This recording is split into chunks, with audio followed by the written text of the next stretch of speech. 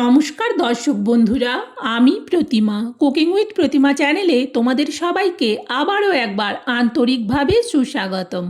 আশা করি বন্ধুরা তোমরা সবাই খুব ভালো আছো, সুস্থ আছো। আমিও তোমাদের মতো ভালো বন্ধু পেয়ে খুব ভালো আছি। আজকের রেসিপিটা শুরু করার আগে যে সমস্ত বন্ধুরা আজকে প্রথম আমার রেসিপি দেখছো, আমার আরও রেসিপি দেখতে চাইলে অবশ্যই আমাকে বন্ধু করে আমার পাশে থেকো। চলো তাহলে রেসিপিটা শুরু করি। দেখো, আমি এখানে 250 গ্রাম বরবটি নিচ্ছি। আজকে আমি দুর্দান্ত স্বাদের বরবটির রেসিপি তোমাদের সাথে শেয়ার করব। এই বরবটিতে দেওয়ার জন্য নিয়ে নিচ্ছি একটা মিডিয়াম সাইজের আলু, আর নিচ্ছি একটা মিডিয়াম সাইজের বেগুন, আর এতে দেবো একটা কাঁচকলা। এবার এই সব কিছুকে ভালো করে আমি কেটে ধুয়ে নিয়ে ফিরে আসব। তোমরা কিন্তু স্কিপ করে দিও না, পুরো রেসিপিটা প্রথম থেকে দেখো। দেখো, সবজিগুলো কেটে ধোয়ার পরেও থালার মধ্যে আলাদা আলাদা করে রেখেছি। কলা, বেগুন, বরবটি, আলু সবকে কিন্তু কেটে ধুয়ে নেওয়ার পরও এইভাবে আলাদা আলাদা করে রাখবে। আর এই রেসিপিটা দিয়ে কিন্তু রুটি, পরোটা, লুচি খেতে দারুণ লাগে, তবে সবের সাথে খাওয়া যাবে। আমি রান্না করার জন্যে গ্যাস জেলে কড়া বসিয়ে দিয়ে কড়াতে তেল দেওয়ার পর খুন্তি দিয়ে কড়ার উপর পর্যন্ত চালিয়ে নিলাম। এই গরম তেলের মধ্যে দিয়ে দিচ্ছি আলুগুলো দেওয়ার পর খুন্তি দিয়ে এবার আলুগুলোকে নাড়াতে থাকবো। আর তেল আর কড়া খুব ভালো করে গরম হয়ে যাওয়ার পর গ্যাসটাকে কিন্তু মিডিয়ামে করে দিয়েছি। মিডিয়ামে করে দেওয়ার পর প্রায় 3 মিনিটের মতো আলুগুলোকে কিন্তু আমি ভাজলাম। দিয়ে দিচ্ছি অল্প হলুদ দিলে আলু ভাজার কালারটা বেশ সুন্দর হয়। দেখো, আলুগুলোকে আরও কিছুক্ষণ আমি ভালো করে ভেজে নিলাম। এবার এতে দিয়ে দিচ্ছি আমি কাঁচকলাগুলো। খুন্তি দিয়ে আবারও নাড়াতে থাকবো যাতে কলা আর আলু দুটোই ভালো করে ভাজা হয়। কলা আর আলু কিন্তু বেশ ভালো করে ভাজা হয়ে গেছে। এবার আলু আর কলাগুলোকে তুলে নিলাম। এরপর এতে দিয়ে দিচ্ছি বেগুনগুলো। আবারও খুন্তি দিয়ে বেগুনগুলোকে নাড়াতে থাকবো। আর একটু খুন্তি দিয়ে সাইজ করে দিচ্ছি যাতে বেগুনের সব দিক ভালো করে ভাজা হয়। প্রায় 3 মিনিটের মতো কিন্তু বেগুনগুলোকেও আমি ভাজলাম। আর দেখে নিলাম যে বেগুনের সব দিক সুন্দর করে ভাজা হয়ে গেছে। এবার বেগুনগুলোকেও আলু আর কলার সাথে তুলে নিচ্ছি। এবার এতে দিয়ে দিচ্ছি অল্প কালো জিরেটাকে 2 মিনিট ভেজে নেব। সুন্দর সেন্ট বেরোচ্ছে। দিয়ে দিলাম এতে পরিমাণ মতো লবণ, আর দিচ্ছি পরিমাণ মতো অল্প চিনি। আরও 1 মিনিটের মতো লবণ চিনিটাকে একটু নাড়িয়ে নিলাম। দিয়ে দিচ্ছি এবার টমেটো পেস্ট। একটা বড় সাইজের গোটা টমেটো পেস্টটাই দিলাম। খুন্তি দিয়ে আরও 1.5 মিনিটের মতো এটা নেড়ে নিলাম। এখন এতে দিয়ে দিচ্ছি পরিমাণ মতো হলুদ, আর দিচ্ছি পরিমাণ মতো লঙ্কার গুঁড়ো। হলুদ আর লঙ্কার গুঁড়োটা দেওয়ার পর আবারও ভালো করে মশলাটাকে কষিয়ে নিলাম। টমেটোর জলটা শুকিয়ে গিয়ে তেল ছেড়ে দিয়েছে।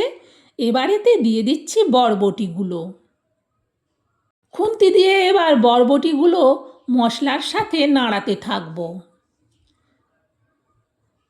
খুন্তি দিয়ে প্রায় 2 মিনিটের মতো বরবটি আর মশলা শুদ্ধ ভালো করে আমি নাড়ালাম। এইভাবে নাড়িয়ে নেওয়ার পর এটাকে ঢেকে দেবো। ঢেকে দিয়ে গ্যাসটাকে একেবারে কমিয়ে দেবো। কমিয়ে দিয়ে এতে দেওয়ার জন্য একটা মশলা রেডি করব। আমি এখানে চিনে বাদাম নিচ্ছি 4 চামচের মাপে 2 চামচ। এই চিনে বাদামটাকে মিক্সার জারের মধ্যে দিয়ে দিলাম।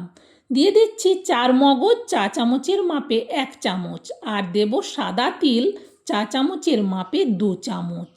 এবার এটাকে একবার শুকনো আগে ভালো করে ঘুরিয়ে নেব মিক্সার গ্রাইন্ডারে। দেখো, ভালো করে এটা গুঁড়ো করে নিয়েছি। ভালো করে এইভাবে সুন্দর গুঁড়োটা করার পর এতে অল্প জল দেব। জল দেওয়ার পর এটাকে আরেকবার ঘুরিয়ে নেব মিক্সার গ্রাইন্ডারে। দেখো, মশলাটা পুরো রেডি। সুন্দরভাবে একটা পেস্ট তৈরি হয়ে গেছে। এবার এই মশলাটা রেখে দিয়ে ওইদিকে যে কড়ায় ঢাকনা দেওয়া ছিল, ঢাকনাটা আগে সরিয়ে বরবটিটাকে আগে ভালো করে একটু নাড়াচাড়া করে নেই, কারণ অতক্ষণ মশলাটা করতে গিয়েছিলাম, এটা গ্যাসটা কমানো ছিল। সুন্দরভাবে কিন্তু বরবটিটা বেশ ভাজা হয়ে গেছে। এই মাঝখানে একটু জায়গা করে নিচ্ছি, এখানে তেল আছে, এই মাঝখানটাতেই দিয়ে দেবো মশলাটা। পুরো মিক্সার জার পরিষ্কার করে সব মশলাটা দেওয়ার পর দিয়ে দিচ্ছি ভেজে তুলে রাখা আলু, বেগুন আর কাঁচকলা। এবার ভালো করে সব কিছুকে একসঙ্গে মিশিয়ে কিছুক্ষণ কষিয়ে নেব। বেশ ভালো করে কিন্তু কষানো হয়ে গেছে, তলাতে তেল ছেড়ে দিয়েছে। আর এটা বেশি কষানোর দরকার নেই, কারণ আলু, বেগুন, কাঁচকলা আগেই ভেজে নিয়েছিলাম, বরবটিও বেশ ভালো করে ভাজা হয়ে গেছে। দিয়ে দিচ্ছি এবার পরিমাণ মতো জল। খুন্তি দিয়ে দেখে নিচ্ছি আর জল এতে লাগবে না। এবার এটা ঢেকে দেবো, ঢেকে দিয়ে গ্যাসটাকে বাড়িয়ে দেবো, বাড়িয়ে দিলে তাড়াতাড়ি ফুটে উঠবে। ফুটে ওঠার আওয়াজ হতেই কড়ার থেকে ঢাকনাটা সরাচ্ছি, দেখো তরকারিটা ফুটে গেছে। খুন্তি দিয়ে ভালো করে তরকারিটাকে নাড়িয়ে দেখে নেওয়ার পর এটাকে আবারও ঢেকে দিয়ে গ্যাসটাকে কমিয়ে দিলাম। মিনিট 3 বাদে কড়ার থেকে ঢাকনাটা সরাচ্ছি, তরকারিটা আস্তে আস্তে ফুটছে। খুন্তি দিয়ে আগে একটু ভালো করে নাড়িয়ে দেখে নিলাম। দেখে নেওয়ার পর এবার আমি এতে দিয়ে দেবো ছানা। আমি এখানে 500 দুধের ছানা বাড়িতে করেছি, পুরো ছানাটা এর মধ্যে দিয়ে দিলাম।